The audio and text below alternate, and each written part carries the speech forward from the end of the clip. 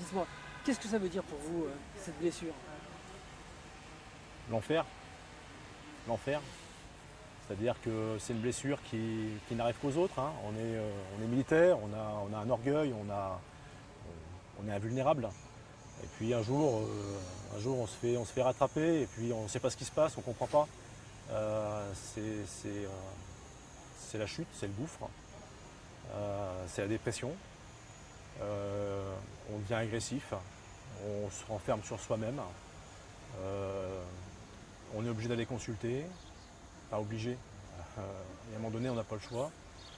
On est mis en arrêt de travail, malgré la volonté de vouloir continuer, de vouloir poursuivre.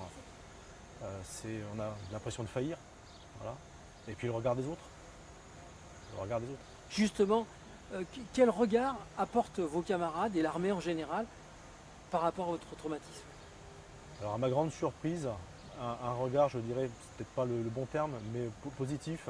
J'ai été soutenu dans ma démarche de soins, j'ai été soutenu par le service de santé, j'ai été soutenu par mes camarades, malgré la volonté que l'on a au fond de soi de ne plus vouloir voir personne, hein.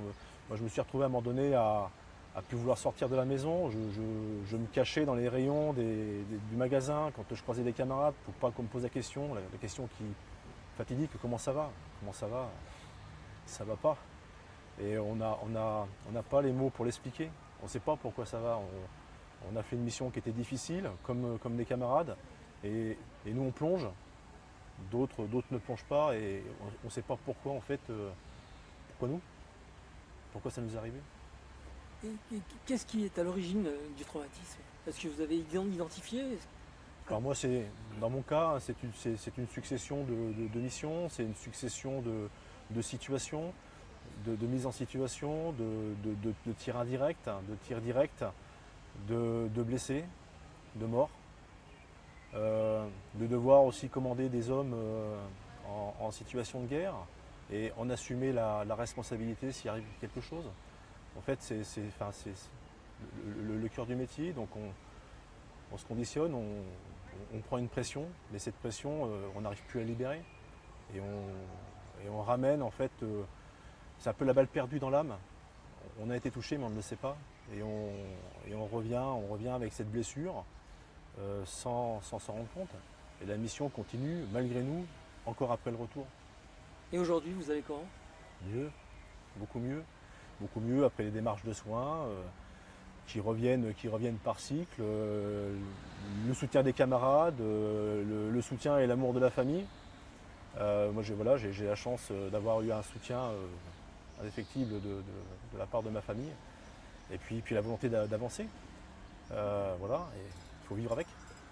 Qu'est-ce que ça vous fait, cette journée de solidarité où tous vos camarades viennent volontairement en fait?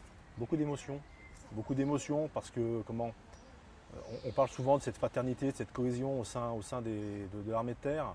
Bah, aujourd'hui, c'en est le symbole, c'est du concret, c'est pas de la parole, c'est pas du blabla. Voilà, ils sont là. Le souhait que j'aimais en tant que blessé, c'est qu'il n'y en ait plus. Mais on sait pertinemment que notre métier, de toute manière, fait qu'il y aura d'autres blessés, qu'il y aura d'autres générations de blessés, de blessés psychiques, de blessés physiques. Voilà.